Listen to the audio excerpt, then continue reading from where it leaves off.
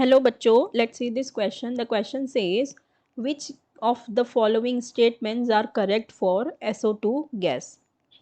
Option A, it acts as bleaching agent in moist conditions.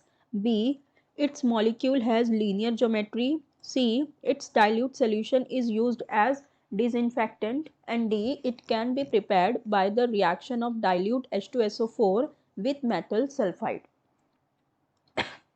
देखो हमारे पास जो statements दी गई है उसमें से हमें करेक्ट स्टेटमेंट बताना है, और जितनी भी जो स्टेटमेंट्स दी गई है वो सब SO2 गैस के बारे में दी हुई है। ठीक है।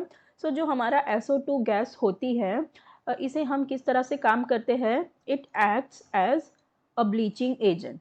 ये एज अ ब्लीचिंग एजेंट काम करती है, as a bleaching agent in moist condition. अगर हम इसे मॉइस्ट कंडीशन में ले तो ये ब्लीच करने का काम करती है। स्पेशली ये किसको ब्लीच करती है? Of wool and silk. ठीक है, वुल और सिल्क को ब्लीच करने का काम करती है।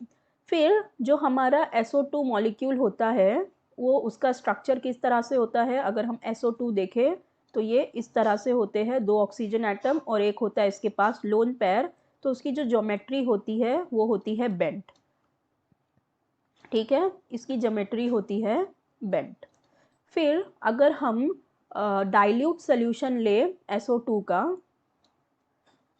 जो इसका डाइल्यूट सोल्यूशन होता है, dilute solution of SO2 is used as an disinfectant.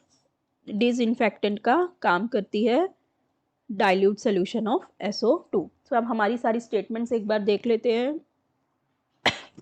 Statement 1 is saying it acts as a bleaching agent in moist condition, तो वही हमने यहाँ पे देखा, तो ये स्टेटमेंट बिल्कुल करेक्ट है। बी में दिया है it's molecule has linear geometry, तो ये रॉन्ग हो जाएगा क्योंकि इसकी ज्योमेट्री कैसी होती है? बेंट। तो ये यहाँ पे लीनियर दिया है तो ये रॉन्ग हो जाएगा।